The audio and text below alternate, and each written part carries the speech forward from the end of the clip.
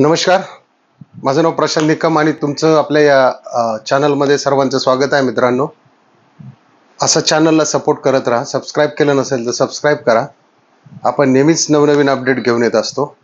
तर थंबनेलवरती आजचा विषय तुमच्या लक्षात आला असेल की बकासूरचे नेहमीच नवीन पहिरे, त्याविषयी तर आपण बोलूच. आज जे अभिजित फौजी पॅटर्न यांच्या वाढदिवसानिमित्त जे मैदान भरलेले आहेत चोराडे येथे, त्या ठिकाणी आज आपला एक आदत एक बैल या मैदानासाठी बकासूर पण आला होता. मित्रांनो, तर पाहूया आपण त्या ठिकाणी बक्षिसं किती होती आणि कोण कितव्या क्रमांकात आलेले आणि कुठले कुठले नंदी आले होते. तर चला पाहूया आपण. हे पहा मित्रांनो, या ठिकाणी प्रथम क्रमांकाचं पारितोषिक होतं 81,000, दुसरं 51, 31, 21, 11, 10 आणि 8. परंतु या ठिकाणी 75 गट पाळल्यामुळे 2 बक्षीस वाढवावे लागले, कारण 9 सेमी झाल्या आणि त्याच्यामुळं फायनलला सुद्धा 9 गाड्या होत्या. त्यामुळं ती 2 बक्षिसं शेवटची वाढवलेली आहेत त्याच्यामध्ये. मित्रांनो, हा आहे महाराज, जो आपल्या दशम हिंद केसरी बकासूर बरोबर पळाला. गट क्रमांक 13 मध्ये या ठिकाणी तास क्रमांक 5 वरती या गाडीने गट पास केला. त्यानंतर सेमी 8 मध्ये फायनल पात्र झाली ही गाडी आणि फायनलला मात्र या ठिकाणी 8वा नंबर आलेला आहे आपल्या दशम हिंद केसरी बकासूरचा. तर हा जो महाराज आहे ही त्यांची नवीन खरेदी आहे. होंड आदत तडसरकरांचा महाराज आहे. तो माळशिरस या जिथून त्याची खरेदी केलेली आहे आणि त्याचे फेऱ्या वगैरे काढून आता तो नवीनच आहे, नवीनच चेहरा. याच्या आधी तो काही कुठे जास्त पळालेला नाही.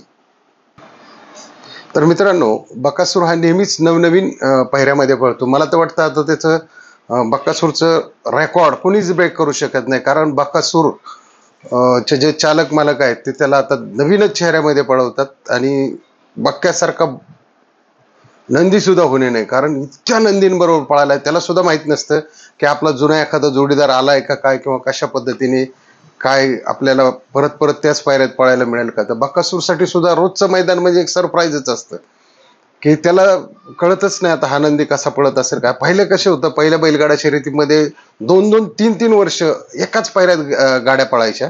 परंतु आत्ता मात्र हे आपल्या दशम हिंद केसरी बकासूरच्या बाबतीत खूप विक्रमच होण्याचं दिसत आहे.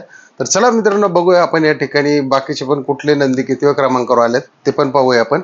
याच्यामध्ये आजच्या या चोराडे मैदानामध्ये आपले जे अमित शेठ भाडळे आहेत त्यांच्या 2 गाड्या होत्या मित्रांनो. एक तर त्यांचं होतं वादळ आणि दुसरा होता शंभू. तर आपण जाणून घेऊया या ठिकाणी शंभू आणि वादळ कितव्या क्रमांकात आलेले. चला पाहूया आपण. तर मित्रांनो, हा आहे आपला वादळ, अमित शेठ भाडळे यांचं वादळ.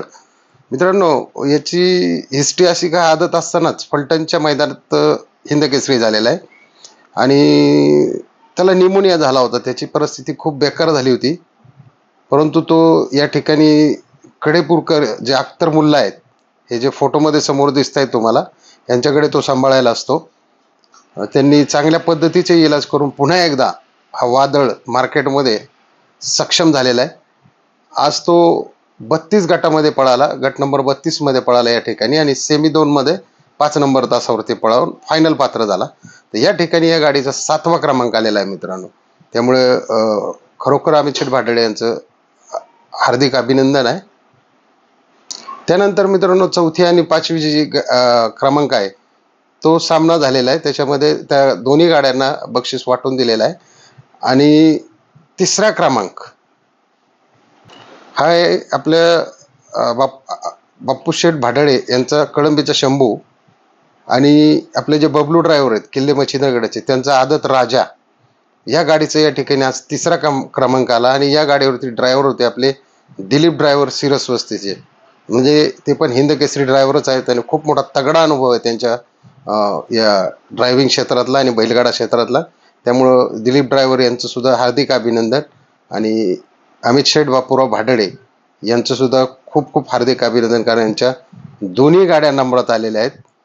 त्याचबरोबर मित्रांनो, या ठिकाणी पहिला आणि दुसरा याचा सुद्धा सामना झालेला आहे. तर जी पहिली गाडी झाली सामन्यात ती सत्यवान गुरसाळे बारीक ड्रायव्हर यांचं वादळ आणि त्यांच्याबरोबर पडला सर्किट घाडगे बेलदरवाडीचा सर्किट, ही एक गाडी. आणि दुसरे विजय मेडिकल पुसेगाव यांच्या घरचा साज पळाला नंद्या आणि चंद्या ह्या गाडीने, म्हणजे दोन्ही गाड्या एक नंबरच म्हणावं लागतील. या दोन्ही गाड्यांचं सुद्धा हार्दिक हार्दिक अभिनंदन आहे मित्रांनो.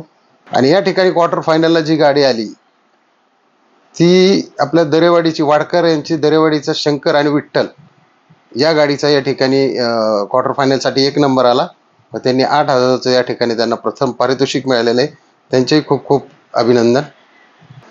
तर मित्रांनो, आज अशा पद्धतीने हे मैदान लवकरच पार पडलं होतं. जरी 75 गट असले तरी आज लवकरच मैदान, म्हणजे 3:30-4लाच फायनल झाली असती, पण योगायोगाने थोडासा उशीर झाल्यामुळं आणि खूप सुंदर असं मैदान झालं. या ठिकाणचं आयोजन वगैरे फौजी पॅटर्न जो म्हणतात, एकदम शिस्तीचं मैदान झालं. कुठेही कालवा नाही, म्हणजे निकालात सुद्धा कुठे गडबड झालेली नाहीये. व्यवस्थित या ठिकाणी समालोचक आपले मोरे सर होते, महाराष्ट्राचा बुलंद आवाज, आणि खूप चांगल्या पद्धतीने लवकर मैदान पार पडलं. अशीच मैदानं या ठिकाणी खऱ्या अर्थाने आपल्या सातारा भागामध्ये खूप शिस्तबद्ध मैदान होतात. त्याचा एक आपल्याला अभिमानच वाटतो. मित्रांनो, व्हिडिओ आवडला असेल तर नक्की सबस्क्राईब करा, लाईक करायला विसरू नका आणि शेअर नक्की करा. जय हिंद, जय महाराष्ट्र, जय बैलगाडा शर्यत.